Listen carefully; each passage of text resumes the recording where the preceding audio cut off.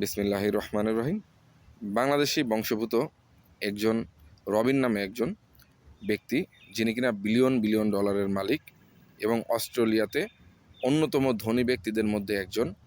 তিনি বেশ কিছুদিন আগে ভারতে 30 বিলিয়ন ডলার, যেটা কিনা বাংলাদেশের যে বাজেটের মতো, বাংলাদেশের বাজেটের কাছাকাছি বা বাজেটের বেশি হতে পারে, তো এই সমপরিমাণ অর্থ ভারতে বিনিয়োগ করার জন্য, আইটি সেক্টরে, এআই সেক্টরে ভারতে বিনিয়োগ করার জন্য সে ভারতের সাথে চুক্তিবদ্ধ হয়েছে বা প্রতিশ্রুতিবদ্ধ হয়েছে। তো এটা নিয়ে বাংলাদেশের মানুষের মধ্যে স্বাভাবিকভাবেই হতাশা আছে বা আফসোসের কারণ আছে যে এই ব্যক্তিটা বাংলাদেশের লোক, সে বাংলাদেশে পড়াশোনা করছে, ম্যাট্রিক, ইন্টার, এমনকি ইউনিভার্সিটি, আন্ডার গ্রাজুয়েশনও সে বাংলাদেশ থেকে করে উচ্চ শিক্ষার জন্য সে গিয়েছিল অস্ট্রেলিয়াতে। তারপরে সেখান থেকে পড়াশোনা শেষে বিভিন্ন কোম্পানিতে বড় বড় পোস্টে চাকরি করার পরে সে নিজে একটা কোম্পানি দিয়েছে, এবং এই কোম্পানিটা কিন্তু এখন শুধুমাত্র ভারতে যে নতুন করে ইনভেস্ট করতেছে সেটা না, অস্ট্রেলিয়া সহ বিশ্বের আরও অনেকগুলা দেশে এটা কিন্তু একটা মালয়েশিয়া, তারপরে জাপান, এরকম দেশে এটা ইতিমধ্যে একটা জায়েন্ট কোম্পানি এবং লিডিং কোম্পানি। তো এই কোম্পানিটা যদি বাংলাদেশে এসে ইনভেস্ট করতো বা বাংলাদেশে তাদের এই যে পরিমাণ অর্থ ভারতে ব্যয় করবে তার যদি 1/3, একটা 3/1 বা 4/1 অংশও যদি বাংলাদেশে ইনভেস্ট করতো, তাহলে কিন্তু বাংলাদেশের মানুষের যে ব্যবসায়িক মানে কর্মসংস্থানের সুযোগ হইতো, বাংলাদেশের ব্যবসায়িক পরিবেশের সৃষ্টি হইতো। কিন্তু এই চিন্তাগুলো কিন্তু আমরা বলতেছি, কিন্তু আবেগ দিয়ে আসলে সব কিছু বিবেচনা করলে হবে না। ব্যবসা কিন্তু আবেগের জায়গা না, এখানে বাস্তবতা কিন্তু আপনাকে বুঝতে হবে। বাস্তবতা আছে, কেন সে এটা ইনভেস্ট করলো না সেটা কিন্তু আমাদেরকে বুঝতে হবে। বাংলাদেশে যে এই লোকটা সহ বা আরও কেউ, যদি বাংলাদেশে যে কেউই হোক না কেন বিদেশ থেকে গিয়ে বাংলাদেশে ইনভেস্ট করবে, বাংলাদেশে কি আদৌ এই ইনভেস্ট করার মতো পরিবেশ বা বাংলাদেশের ব্যবসায়িক পরিবেশটা কি আমরা ক্রিয়েট করতে পারছি মানুষের জন্য?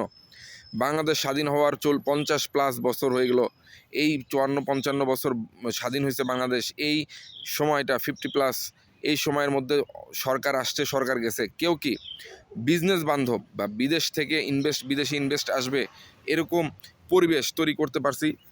চারিদিকে দুর্নীতি, চারিদিকে লুটপাট, তারপরে হচ্ছে দক্ষ জনগণের অভাব।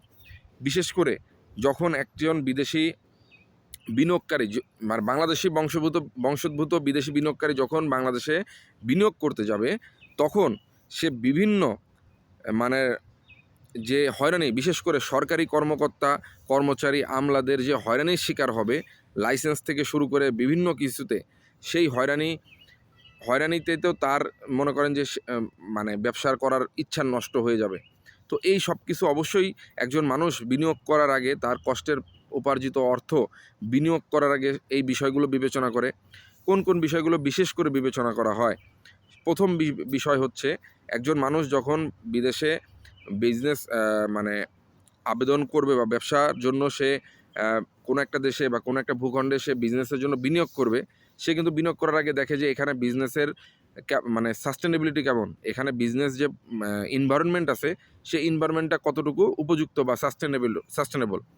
বাংলাদেশের রাজনৈতিক পরিস্থিতির সাথে সাথে বিজনেসের অবস্থা পরিবর্তন হয়। তারপরে দুর্নীতি প্রচুর, গভর্নমেন্টের নিয়মের কোনো ঠিক ঠিকানা নাই, আজকে এই নিয়ম, কালকে সেই নিয়ম। তারপরে বিভিন্ন অপ্রয়োজনীয় নিয়মকানুন দিয়ে মানুষকে হয়রানি করা, এইগুলোর কারণেই কিন্তু মানুষ বাংলাদেশে বিনিয়োগ করতে সাহস পায় না বা উৎসাহ হয় না।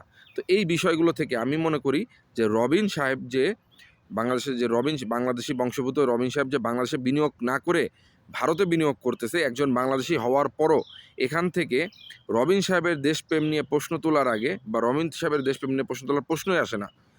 তার চেয়ে বরং বাংলাদেশ সরকারের বা এই জায়গায় যারা নীতি নির্ধারক আছে তাদের এখান থেকে শিক্ষা গ্রহণ করা উচিত যে তাদের কতটা অযোগ্যতা এবং ব্যর্থতা আছে, সেই জায়গা থেকে শিক্ষা নিয়ে তাদের আসলে এই জায়গাটা অবকাঠামো, বিজনেসের পরিবেশ তৈরি করার অবকাঠামো যাতে বাংলাদেশে তৈরি হয়, সেই জায়গাটা আসলে তৈরি করা উচিত বলে আমি মনে করি।